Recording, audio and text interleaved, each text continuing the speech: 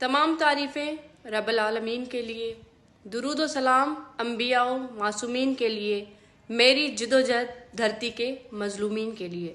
मैं सिंध और पाकिस्तान की बेटी उम्मे रबाब। काफ़ी दिनों से मैं अपने भाइयों बहनों माओं की जानिब से काफ़ी मैसेजेस कॉल्स रिसीव कर रही हूँ, और यकीनन उसमें यही कंसर्न हर एक मजलूम का है कि मेरा केस क्यों नहीं प्रोसीड हो रहा।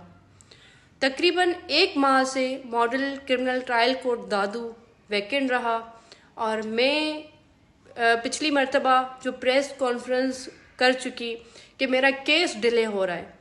मेरे केस में जज साहब का अचानक तबादला एक सवालिया निशान था कि एक अनयूजुअल ट्रांसफ़र जो रहा, पर मैं फिर भी पुरुम्मीद हूँ अदलिया से। मैं अदालतों पे यकीन रखती हूँ। मैं आइन और कानून के आसरे पे ताकतवर तरीन सरदाराना निज़ाम के खिलाफ खड़ी हूँ। मैं अपने वालिद दादा और चचा के कातिल जो कि ताकतवर तरीन सरदार हैं, उनके खिलाफ एक मुकदमा लड़ रही हूँ। आज हमारे केस की समाअत थी और आज भी कोर्ट वैकेंट रहा, मगर फिर भी मैं अल्लाह और कानून के आसरे पे खड़ी हूँ। इंशाल्लाह मैं आखिरी दम तक लड़ूंगी। अभी मुझे एक ऑफिशियल नोटिफिकेशन रिसीव हुआ है जिसमें किसी जज साहब को अपॉइंट किया गया है, तो मैं उम्मीद रखती हूँ कि इंशाल्लाह जो भी जज साहब आएंगे मुंसिफ की कुर्सी पे बैठ के इंसाफ करेंगे और जल्द से जल्द इस केस का फैसला सुनाकर वो साबित करेंगे कि अदलिया में अभी भी इंसाफ मौजूद है, अदालतें मजलूमों के साथ इंसाफ करने के लिए हैं।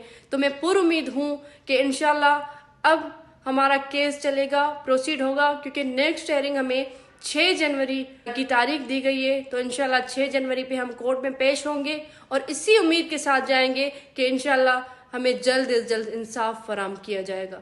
आप सबकी दुआओं की मैं शुक्रगुजार हूँ कि आप सब मुझे अपनी दुआओं में याद रखते हैं, आप सब मेरी फ़िक्र करते हैं।